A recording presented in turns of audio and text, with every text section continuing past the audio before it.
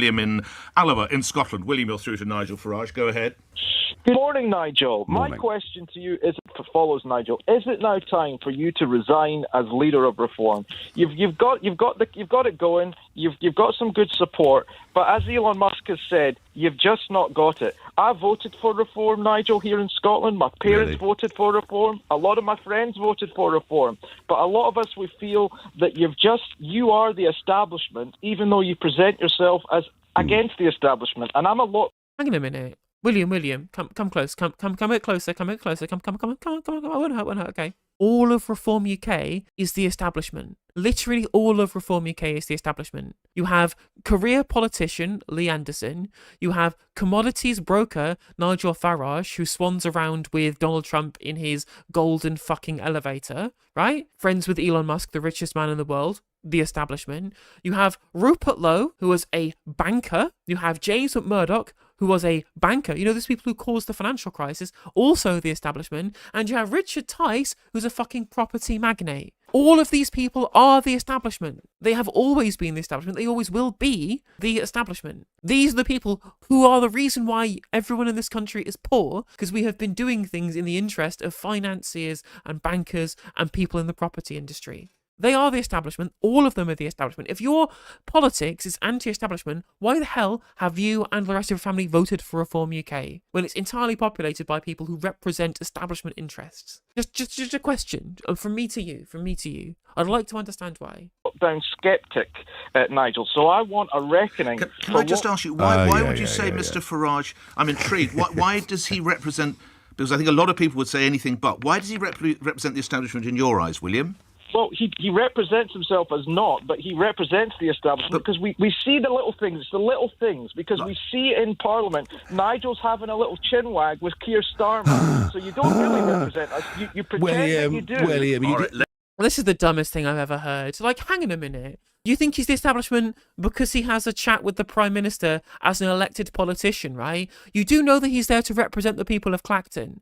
You have to represent your constituents, right? And sometimes that will involve having conversations with the Prime Minister of the country to put forward the interests of your constituents. I know that trying to believe, it's very difficult to believe that Nigel Farage has his own constituents' interests at heart, given how little time he ever spends in Clacton, right? But at the very least, even if you're going to keep up the pretense, that doesn't necessarily mean that you're the establishment just because you're having a chat with the Prime Minister. Like, because they've elected you in Clacton, primarily because they agree with your political philosophy and political ideology, or the things that you say you'll do. And to be able to do those things, to fulfill your democratic mandate, you're going to have to converse with politicians who you disagree with. And again, what's your metric here with which his history as a commodities broker who's friends with the rich and powerful is not the metric for being the establishment, but talking with the Prime Minister somehow is? Ridiculous, incredibly strange. But I'm expecting cogent thoughts out of a Reform UK voter, so, maybe I'm expecting a bit too much. Let's get to Mr. Farage. William, you didn't vote for me, did you? It's very nice to hear from you. Have a lovely day. You're not going to take on board the question, you should stand down. You don't see yourself as established. You completely rebuff everything William has said. I can't help it if the Prime Minister bounds across the chamber and wants to have a joke. Do you find it easy to talk with Sir Keir? I have no personal enmity or animosity towards him whatsoever, and I don't think he does to me either. We just happen to have fundamentally different worldviews on virtually everything. If you had to get trapped in a... I mean, you do seem to say that you kind of hate him. You tweet about him like you hate him. It's very weird. Like, the things that you say there, you attacked Keir Starmer for putting people in prison, for saying things on social media during the riots that you helped foment. And it did seem to me like the hatred was part of that. But correct me if I'm wrong. I'm willing to be proven wrong on this. Starmer would rather talk to Farage instead of Diana, but true, very true. Went a bit quiet after they torched the library. Yeah, that's also true. The establishment in England owns 75% of the land. We don't have a country. And Nigel Farage loves those landowners. He loves them so much he was out there on the picket line with them and their tractors, getting mad about the fact that as wealthy landowners they now have to pay half the rate of inheritance tax as everybody else does, rather than zero inheritance tax. But no, he's not. He's anti-establishment, Nigel Farage is. He's anti-establishment despite the fact that he backs up millionaires from having to pay inheritance tax on their feudal estates. Do you know what's really happened over the last few days? Tell me. We've actually seen a British Prime Minister viscerally opposed to Brexit, wanting to have a second referendum, now benefiting as Prime Minister enormously from Brexit because, actually, it was really interesting that on Saturday night, Downing Street put out a statement. Well, he's not benefiting from Brexit, though, is he? He's not benefiting from Brexit. This idea that somehow being a mediator between the EU and the US, because we have the special relationship and we're now outside the EU, is nonsense when our mediation is entirely comprised of kissing the ring, Like, our mediation between the US and the EU is we do whatever Trump wants. We allow Trump to fuck us. We allow Trump to dictate policy by threatening us with tariffs and then us obsequiously just going, okay, we'll do what you want, because the special relationship has always been about America saying jump and the UK saying how high, right?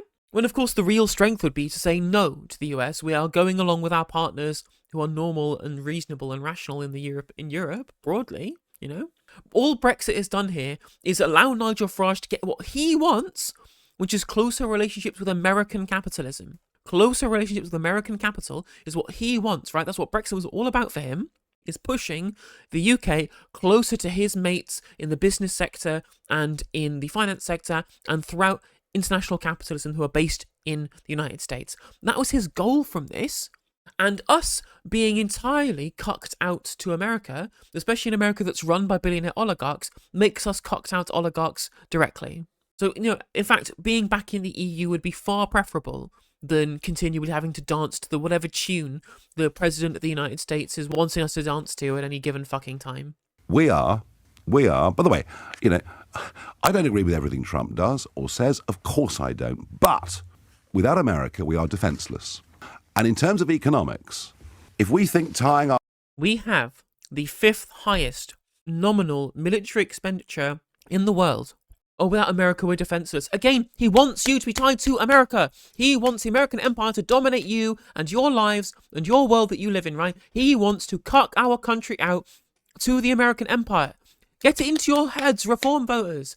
This man does not believe in Britain. He's not a patriot. He doesn't believe in the importance of what's what's good for you at home, for what's going to pay your bills. No. He has interests in us being a vassal state of the American empire, even more than we are so already. And that is not in your interest. It's the opposite of your interest. Hey there, if you enjoyed the video, make sure that you like and leave a comment. That helps the video out in the algorithm. If you subscribe and ring the bell, it'll let you know when I go live. I stream every day on YouTube and Twitch. You can also follow all of my socials down in the description. And if you want to support me in a more financial manner, there's a join button for memberships. It's just 99p to be a member on YouTube, as well as a Patreon, and there's some merch there as well. And hopefully I'll catch you on the next video. Take care.